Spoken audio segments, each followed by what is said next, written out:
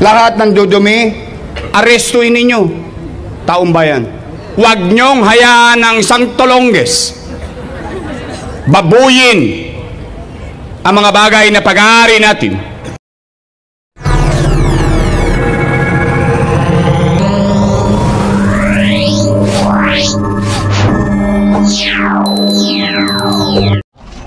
Hello mga kabungisnis, welcome back again to another vlog. Ito si Lux Diary, atidang mukha ng balita. Massive clearing operation tayo. And ito po, naka-interview nga po tayo kay Lieutenant regarding nga po dito sa lugar nito. And ayan, pakita ko lang rin po sa inyo na nagiba na nga rin po itong storage slash bahay slash tindahan po. And kung makikita nyo po, ito po yung parang daga to ah. Ang laki ng daga. Dagang ano, daga, parang ang tagal ng, ewan ko kung daga or ano yan, plastic. And ito po yung itsura niya ngayon. And excuse po, salamat po. Ito po yung sitwasyon ngayon araw. Massive clearing operation. May kasama rin po tayong mga kapulisan. Kasama rin po natin ang hawkers led by, hello sir, Director Rafi Alejandro. Kasama rin po natin ang demolition team led by Engineer Joseph Bulanon. Kasama rin po natin ang DEPW1. Ayan, si Chief Engineer Bernard Dadonga. Ma'am Cecil ng DEPW2 or 3 kung hindi ako nagkakamali. Kasama rin po natin ang MTPB led by Sir Jobber Banaag. Hindi ko pa po nakikita ang DPSQRT kaya hindi ko pa po masasabi kung kasama rin natin ang DPSQRT. Lakarin lang po natin ito. Hello Chief, good morning po. Good morning Ma'am Cecil, good morning po. At lakarin lang po natin ito. Na ang bilis na natanggal na nga rin po ito. At kung makakausap din natin si Chairman Bobby Hernandez regarding nga rin po dito. Ang alam ko po kasi na abisahan, ayun puro puti ko. Ito pong mga nandito na nga rin po mga nagtitinda. Ito wala na, tanggal na nga rin po. Ito po, nandito po yung demolition team na nagtatanggal na nga rin po. Good morning po. Hi.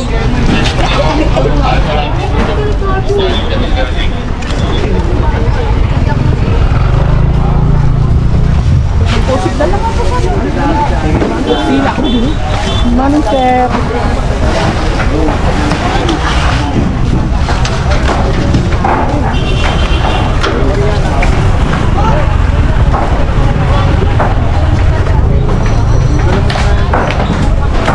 Hi sir, good morning. Good morning po. Ay, ginigiba na po ng ating mga demolition team itong side na to. Itong kahabaan po, tanggal yan mga yan.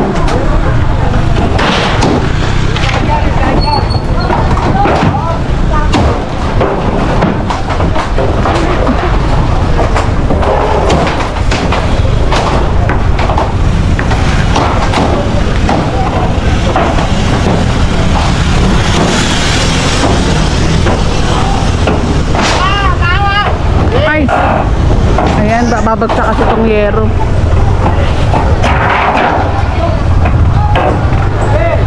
And nandito rin po si Sir Rafi Alejandro regarding nga rin po sa, usapin nga rin po sa mga vendor din po dito. Sila na lang po ang bahalang mag-usap po dyan kung ano pong plano sa lugar na ito. Kasi safety nga rin po ng mga tao nga rin po ang nakasalalay dito. Kasi po kapag malakas ang ulan, nakakapangamba dahil baka bumitiw. Ito mga lupa po dito and may ma-accident. And siyempre ang ating buting mayor na si Mayoress Comoros lagi pong iniisip yung kapakanan ng nakakarami.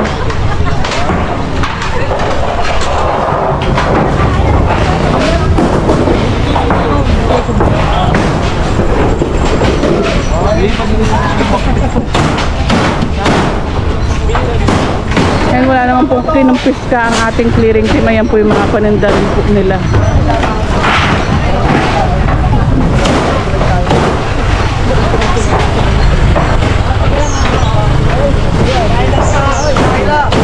Na-interview ko na yung teacher.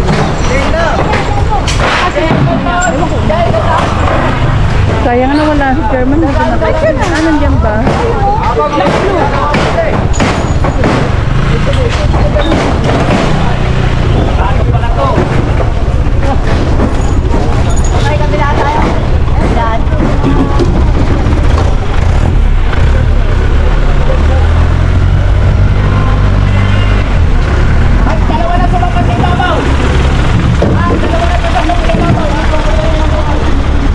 Yan yung mga sasakyan po, bahala na po ang ating mga MTP vegan. At panoorin nyo yung una nating upload para mas maintindihan nyo po. Dahil na-explain na po sa atin ni Police Lieutenant Colonel regarding po dito sa usapin po dito. Kaya yung mga tao, okay lang po yung nararamdaman nila. Hi Sir Ariel, good morning. Yung kasi usually di ba nanlalaban, pero ito naman po okay naman po, maayos naman po.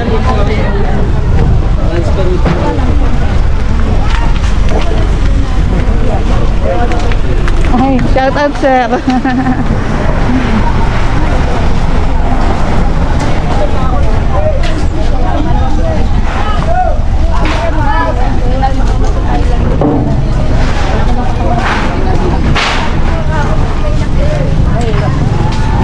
Ayan, bagsak na lahat pala. Wala ka dyan, magtrabaho eh, puro padyadran lang trabaho. Hindi ko lang po alam yung usapin regarding naman sa kuryente po nila kung saan po sila kumukuha. No idea pa po tayo.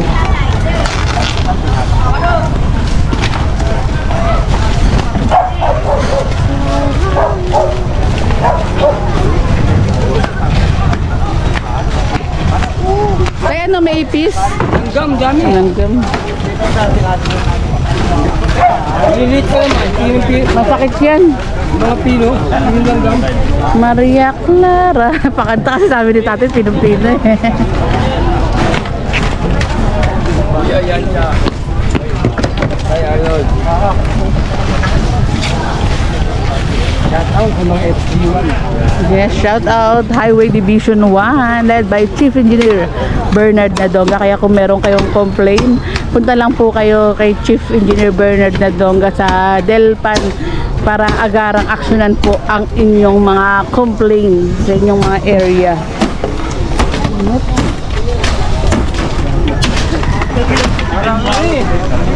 Parang sasayo ng pandang. Dahil sa ano langgam.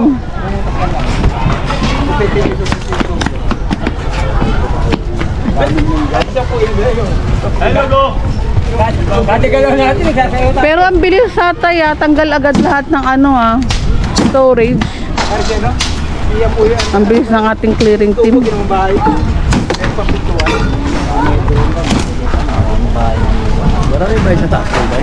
Oo, nakakit kami dyan ni Ma'am Si. Tay, yung kuryente kaya nila, saan kaya nila kinukuha? Sigurado na ako. Ayun, no. Sabi ko. Pero, Yung araw, kala mo, bago yan. Ginigiba namin yan, mga naka-building daw. Talagang, kala mo.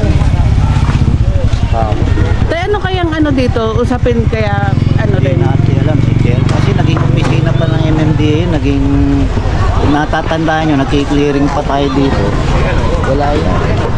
Kumbaga dumami na lang talaga. May bakod ng yero yan. Kasi si tatay matagal na sa operation to, kaya alam niya na rin yung mga Ang story yan, diyan ka. Puta, kumakain kami dyan, bibili kami ulam, aawiin mo lang. Pero ano to, tatay? Aawiin mo yung langaw. Pero ano to, tay? Ano yan? Yung mga yan, Dump ganyan site. talaga yung dam site. Yung basura talaga yan. Yan ang Ah, basura ng tinatakyan ng site ng araw. Yan, yung buo na yan. tapos ginawa na lang ng mga bahay-bahay. Ano yan? Kabahay na yan. Pabahay ni President Fidel Ramos. Ayan, pabahay ni President. Storya niyan eh. Diyan ako sa mga. Ayun, ito pala, anong pala ng mga basura nga rin po. Tapos ginawa, Ngayon, muusok pa yan papansin nyo. Muusok pa yan. Ibig sabihin pala sa ibabaw niya tayo yung mga bahay. Oo, dati wala na yan. Giniba na namin. Nilipat na namin sa Pangpalayan. Siguro ano na yan, binigyan na ng pabahay tayo, ika nga. Binigyan ng pabahay. Lipat na ng ano yan, Opo. may mga bahay na sa Pampalaya. Kaso Hindi na bumabalik. alam, may mga bago ng ano dyan. Sino ba yung nakita ko, nagpalipad lang doon yan. Nakakit na kami dyan. Sa taas. Talaga? Swimming pool pa dyan. May simbahan dyan. Pero... Eskwelahan, di ba? Oo, nakakit kasi kami dyan. Ay, hindi ko. Talaga, swimming pool, ma'am, si? Meron. Baka magsiswimming dyan. Meron po, nagtayo sila. Talaga? Ano swimming pool ang na ano? Inflatable? Pero malalim. Pwede. Grabe. Kasi Tapos nung... parang 6,000 na day yata yung pauban. Oy, grabe Pero ah. walang minimum yun, walang maximum. Basta kung nila. A whole day pero may karaoke. Ayos, ang galing. Parang resort. Akitin natin sa susunod ulit, ma'am, si. Hindi ko lang alam kasi parang close na yan. Ah. Dito na... Kasi dati nakakit tayo dyan, malayong malayo, pero nakakatakot talaga rin yung lugar na yan.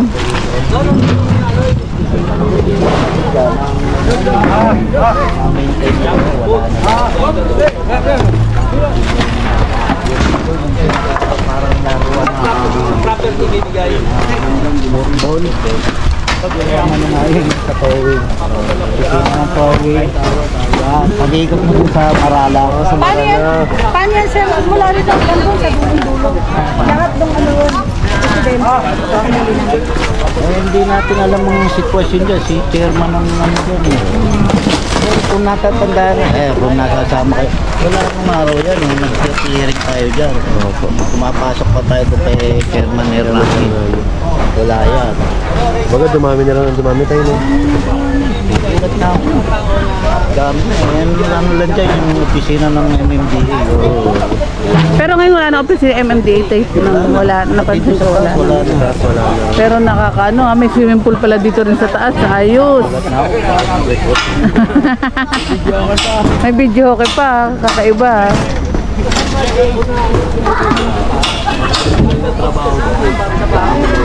Hindi, parang tapos na. Problema dyan, saan mo dadalhin mo ang ano niya. Yan, isibayin mo yan dyan. Dapat yan, layag talaga yan. Pero ang ano tanggal lahat, ito talaga Hindi naman tayo. talaga bahay yan eh. Parang negosyo. Puro ano yan eh. Pero grabe rin yung mga basura, no? Tayo yan, no? Talagang... Maibebenta nila yan. Ah, talaga Yung po? tinatawag na ano, yuan ba ito? Yung... binibenta pala, kala ko. Pinapulot nila. Ano may tawag sa akin? Tapos yung putik, tapos nakakatakot din pag umulan. Maayos na dati ito. Napabayaan na lang na napabayaan. Kaya dapat kung meron kayong complain nyo po yung mga area na nakikita nyong pangit, bawal. Bakat pa yung landslide din. Kailan tay? Hindi ko lang yung kasagsaga na ulan. Ngayon lang rin po. Oo, ngayon lang daw. Ayun na. Sabi ko mayroong bakod tayo. Lalo na pag bumagsak pa yan, naku po. Tuluyan po.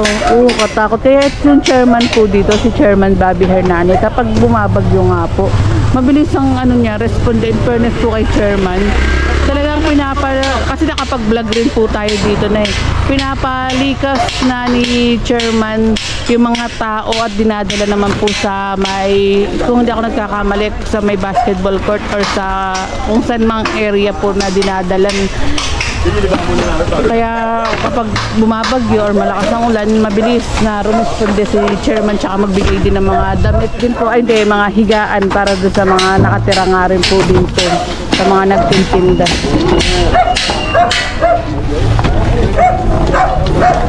Ito, nangangatin ng ating mga kasama. Ito, kahabaan na tayo, tanggal lahat yan. Pinatatanggal lahat yata yan. Ayan, lahat. Si chairman din po talaga ang may tagubili na tanggalin pala rin pala po. Kaya mamaya interview natin si Chairman Bobby Hernani regarding nga rin po dito. In fairness yung chairman po dito para sa akin lang mahusay din. Kasi na-vlog din natin siya nun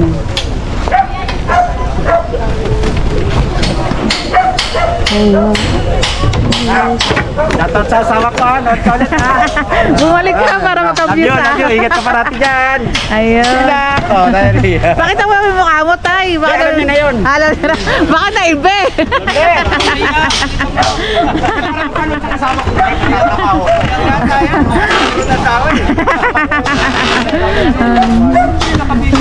Para bakit na nagtatrabaho? Sabi niya nga nanonood lang parati. Nagtatrabaho ka pala. Sabi ko niloloko rin ako.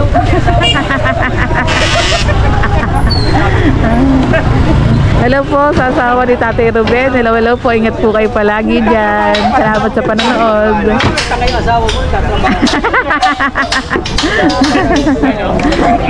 Ayun, mapapanood nyo na lagi si Tatay Ruben.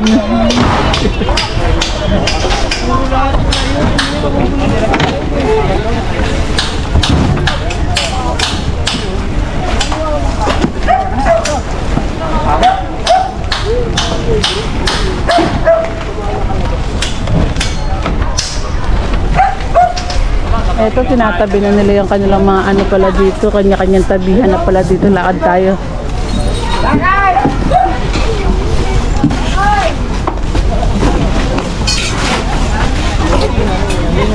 Kaya kapag nasa HD1 din tayo, napakasaya talaga. Kulitan.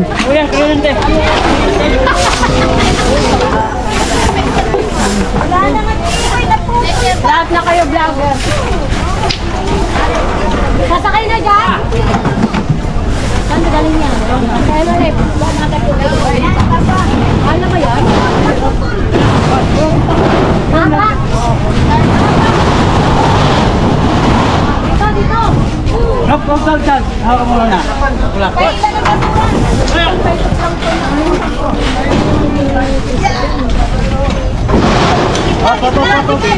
Hello, ma'am. Morning po. Ay, salamat po sa panonood. Shout out po sa iyo, ma'am. Salamat po. Ay, may panawagan ka ba, ma'am? Andyan na. Opo. Ano pong ano niyo? Kay Mayor na tulungan din po kayo sa ano niyo, business niyo po. Nga po.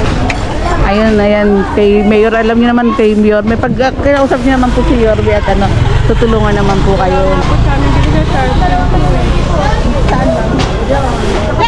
Ay, si Sir. Biyaya.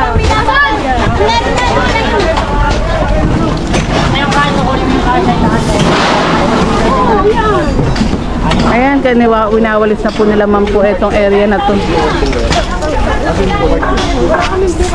Pagka nawala yung Ay, may mga blue card pala. Para saan yung blue card, sir? Ay, yung mga dating ano, yun yung mga dating naka...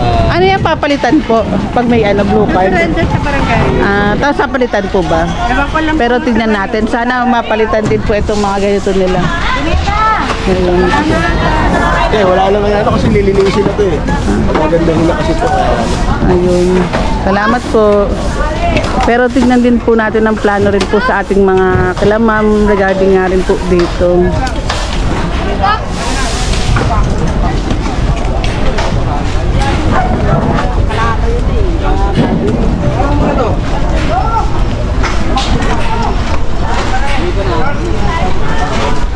And I'm sure naman si Mayor Isko lagi na naman may magandang plano po sa ating mga kababayan. Hindi naman po ang mga batang Maynila papabayaan ni Yorme.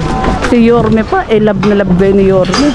Siyempre gusto lang po ni Yorme ilagay kayo sa maayos na lugar, maayos na pwesto, kapakanan ng marami ang iniisip ni Yorme. Kasi rin po, kung babagsakan ka rin po nito, nagka-landslide na nga po daw nung nakaraan, iniisip din po yung kaligtasan nyo. Pero it doesn't mean na pinabayaan po kayo. Mahal na mahal kayo ni Mayor Isko Moreno. And next upload tayo mga kabungos nyo. Sugaliing mag-subscribe sa ating YouTube channel and like para updated ka. Share din sa ating mga video. Salamat po.